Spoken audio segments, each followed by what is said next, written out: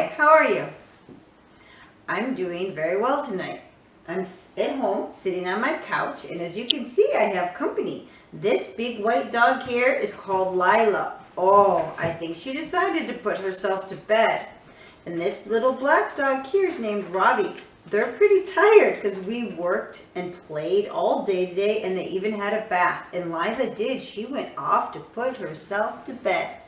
But we're not going to go to bed yet, because I am going to read you a book with the permission of Arte Público Press. My name is Amy Costales, and I wrote this story. It's called Sundays on 4th Street. But the illustrator is Elaine Jerome. That means I wrote the story, but she made all the pictures inside. What is 4th Street? When my daughter was a little girl, we lived in Southern California, in Orange County, about 2 hours from Mexico. And in Orange County, there's a city called Santana. And in Santana, there's a street called 4th Street. And when my daughter and her cousins Pepe and Edgar were little, we went there most Sundays. On 4th Street, you can buy mangoes, and you can buy piñatas, and you can buy boots, and music, and so many fun things. When Pepe and Edgar got a little bit older, they moved back to Mexico, and Kelsey and I missed them. And when I thought about them, I remembered 4th Street. So I wrote this book. And let's read it. I dedicated the book to Kelsey, Pepe, and Edgar.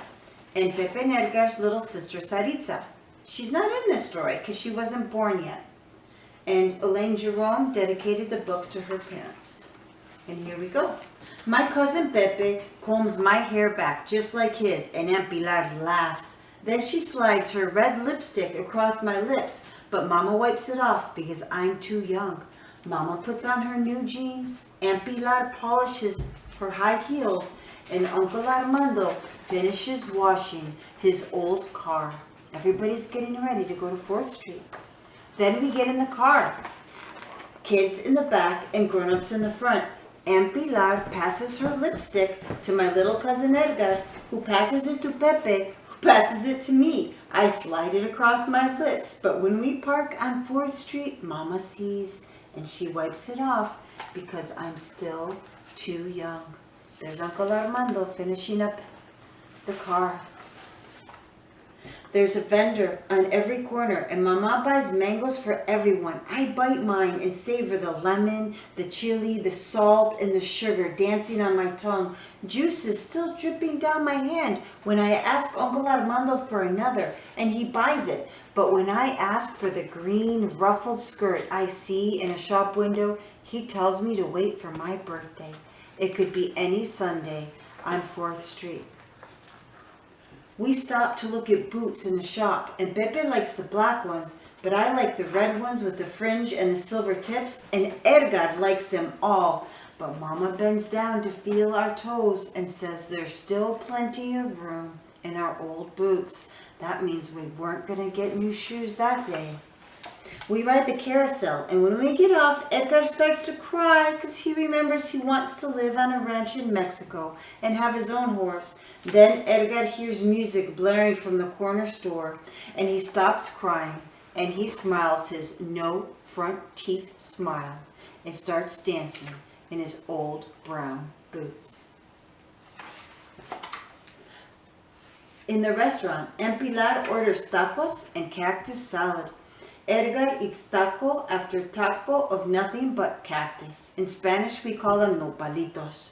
I share my horchata in a chair with Pepe. Then Edgar starts to cry because he doesn't want to sit alone, but Mama pulls him on her lap and says a story just for him. It could be any Sunday on 4th Street. I watch a boy pedal slow circles on his bike outside the restaurant, and I want a bike like that. There are folk singers in the plaza, and even Edgar is quiet, and the dancers stop their feet, and the rhythm vibrates in my chest, and they are so beautiful that my Uncle Armando goes back and buys me the green ruffled skirt.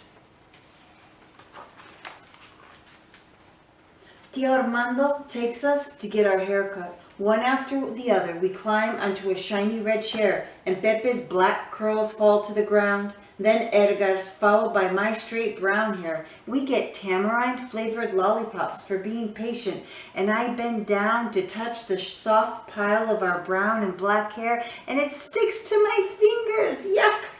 But the stylist laughs, and she washes my hands and gives me another lollipop.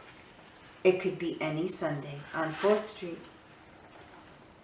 There's a carnival in the church parking lot, and Mama sits Edgar between Pepe and me on the roller coaster, and she pulls the seatbelt tight. Up and down and round we go, and Pepe holds my hand, but I'm not scared one bit. Then Edgar wins a slice of cake in the church raffle, and he shares it with me. He watches me with twinkling eyes to see if I love it as much as he does, and yum, I do. In the grocery store, Mama and Pilar fill the cart with food for the week. Pepe and I fill bags with mangoes, red bananas, pinto beans, and kiwi fruit that tickle our fingers. And then we lose Edgar. Where's Edgar? Pepe finds him under the piñatas, dreaming of birthday parties. The cashier hands us balloons tied with long curly ribbons, and Edgar lets go of his, and it floats all the way up to the ceiling. Before he can even think about crying, the cashier hands him another one. It slowly gets dark, and the stars fill the sky. I'm cold, and Pepe lends me his favorite sweater. It's time to go home. I drag my feet on the way to the car, but Edgar takes my hand and pulls me along gently. On the way home in the dark, the lights on the freeway look like fireworks to my half-closed eyes. The grown-ups talk softly in the front seat. Their voices and the ranchera music on the radio fill my ears. Edgar falls asleep. He throws his head back and snores. I smile at Pepe before closing my eyes and leaning against Edgar. I'm almost asleep when I feel the weight of Pepe's head on my shoulder. It could be any Sunday on 4th Street. I know that once I outgrow my boots, I may not get the red ones with the fringe and the silver tips. I know I may not get a new bike, but what I have is an uncle who will carry me to bed when I'm sleepy. I have an aunt who lets me pretend to be grown up. I have a mother who tells me stories at night. And I have my cousins, Pepe and Edgar, beside me to share every Sunday on 4th Street. There they are, kind of like Ravi, all sleepy. And that's the end of the book. In Spanish, when we finish a book, we say, colorín colorado, este cuento se ha acabado. But I don't know a rhyme to end a book in English, so I kind of made one up. But I say, Red Rover, this story's all over. But we're not quite over, because I want you to think about what kind of book could you write.